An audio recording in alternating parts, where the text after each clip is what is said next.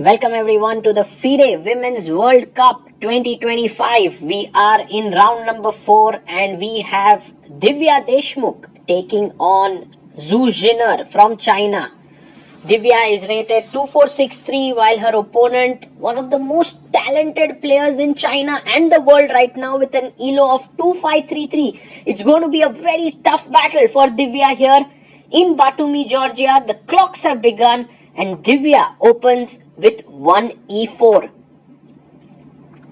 Let's see what Zhu Jiner responds back with. She plays the Sicilian. She's going for fighting chess. Knight to f3 played. And Zhu Jiner plays d6. Will Divya go for the more positional bishop b5 check? No. She's going all out for the open Sicilian. She's going for a fight here, which is very nice to see. Knight takes d4. And now the knight comes out to f6, attacking the pawn on e4. Divya plays her knight to c3, defending the pawn. And now Zhu Jiner plays a6. We have the Sicilian Najdorf on the board.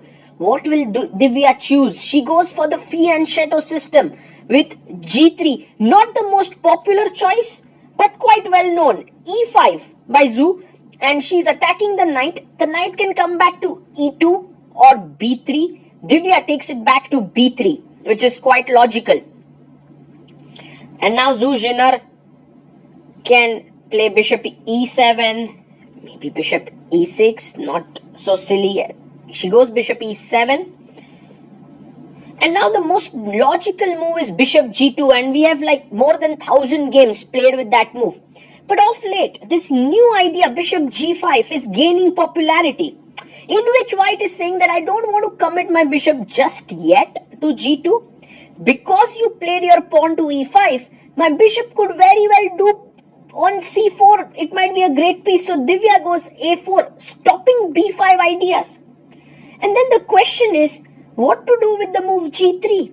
Well, that's what modern chess is all about. You did commit to g3, but you didn't say that I will play bishop g2. And so here you can see Divya goes with her bishop to c4. A very interesting chess, because the bishop is doing an incredible job on this diagonal. And that is great compensation for just having the pawn on g3. Now Divya gets her queen up to d3. And Zhu Jiner quickly castles here. She has 1 hour 15 minutes. Divya has 1 hour 33 minutes, which shows that this is all part of her preparation. And that's what Divya does so well. She's so well prepared. Now Zhu Jiner goes queen c7. She's putting pressure on c4. She wants to get her rook to attack when the bishop would be slightly uncomfortable, because the knight is there on b3. The bishop cannot drop back. But Divya goes rook d1. She's putting pressure on the d6 point. But what are you going to do about rook fc8 is my big question here. I'm not particularly worried about rook ac8 because a6 would hang, and that's the right move. Zhu Jiner does go rook fc8. And now Divya can play knight d2, defending the bishop. But first she takes on f6. Interesting choice by her. And now knight takes f6. Pretty sure Zhu Jiner goes for it. Yes, knight takes f6. And now knight to d2. The knight falls back, defending the bishop, defending the pawn on e4. As of now, the position looks pretty even. Queen c5 played, and Divya quietly puts her bishop on b3. It would be a dream come true for Divya if she manages to get the knight from f1 to e3 to d5. Bishop c6 played by Zhu Jiner, and look at this move, knight c4. Divya is like, why do you want to go back when you can go front and then to e3? b5 pushed here.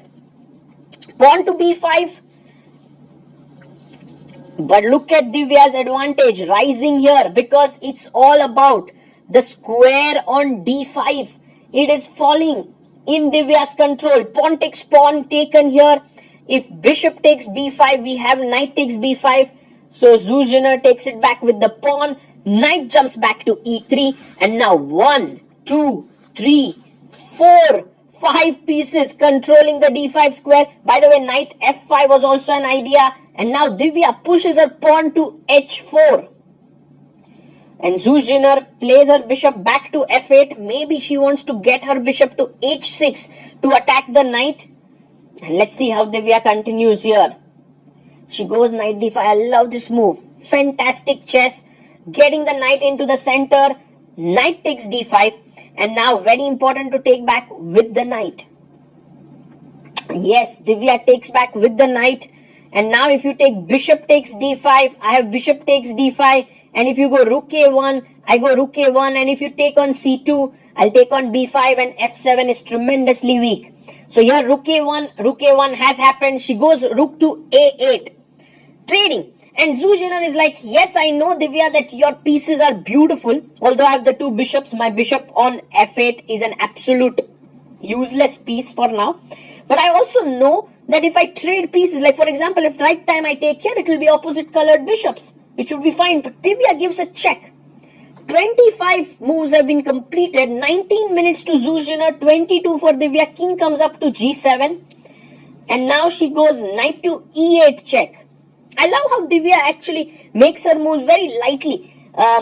Many players make the move very precisely, putting a piece on a square. But Divya often just sort of lets the piece be on that square. She's repeated twice.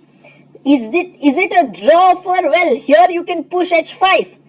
I don't think Divya is going for a draw. Bishop d5. Now this is not the best move because of queen c8, defending the bishop, and also the knight here on e8, attacking the knight. But Zhu Jiner makes a huge error. She takes on d5, and of course Divya comes back knight f6 check. And this is the most perfect exchange that Divya could have hoped for, because now after knight takes d5, she's completely better. Look at this knight, so much superior as compared to the bishop on f8. Goes pawn to f5, and Zhu Jiner getting a bit desperate here for sure. What about taking here? She takes it. He takes f5, and her point of course is that if you take on f5, your knight on d5 is hanging. So pawn takes pawn back, and here maybe b4 is a great idea, but she goes knight e3, which is also a fantastic move, attacking the pawn on f5. You know, Divya's positional chess got to Zhu Jiner, who's going now completely on the attack. Queen b3 played. The queen can now enter on e6, attacking the pawn on f5. King f6, trying to stop the queen from coming here. But hey, can I go now? Simply queen g8. Zhu Jiner has 9 minutes. Divya has 2 minutes. 6 more moves to reach move number 40. She goes queen g8. I love this move. Attacking the bishop, also threatening the pawn on h7. And now Zhu Jiner goes bishop h6, check on h8, king e6. Do you take here on h7? Well, maybe then bishop e3. You don't want to go into that territory. So queen g8 check. And she goes king f6. She has to keep an eye on the f5 pawn. And now there's a very nice move, b4. Finds it. Because queen takes b4 is met with check, and you lose the queen. So queen has to move away. Queen comes to c6. And now can we go knight d5 check? Yes, Divya plays knight d5, 39th move. She has 51 seconds. Zhu Jiner comes king e5. Knight jumps into e7. Now a huge attack brewing, and it's said that the queen and knight are the most deadly combo. 40 moves done, 30 moves added, 30 minutes added to the clock. Divya can now calmly calculate everything, and she does it. Queen d5 check. She is good enough here to finish everything. Like, there's this saying like you finish off the chessboard here, and I think that's what's going to happen. Queen takes d6 check, and king f7. Point being that if you take on h6, I'll take back on e7. So you don't want that to happen. Divya simply chops off the pawn on f5. Bishop goes back to f8, attacking the queen. And now queen to d5 check. So giving a check, the queen and knight coordinating so beautifully. King f6, and now she goes knight to d6. Another very bold decision. If you take bishop d6, queen d6, then eventually you lose this pawn and you are 2 pawns up. So e3 played by Zhu Jiner, trying to muddy the waters. F takes e3. Divya is playing without a trace of fear. Her king is now open and a bit exposed, but she knows that there is a safe home calling her on the h3 square. So a check, king goes up to g2, another check on c2, and you go king h3, and the king is completely safe. There are no more checks here. And Divya has this emotion like, hey, I knew all this is going to happen all along. No extra emotions, just calmly doing her job. Queen b1, trying to threaten some check on f1 or h1, but Divya goes for a check. And simply, if you play king e5, I take the piece. There are no perpetuals, and the game is over.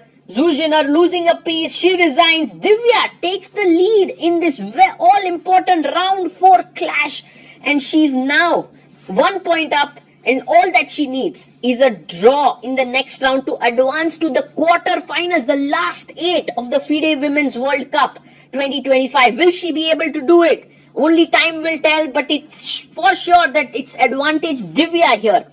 For the other Indian players, 3 of them playing at the World Cup still, apart from Divya, Hampi, Harika and Vaishali, all 3 of them drew their games against Koschenyuk, Lagno and Kamaladinova respectively, and they will be trying to fight for the second game.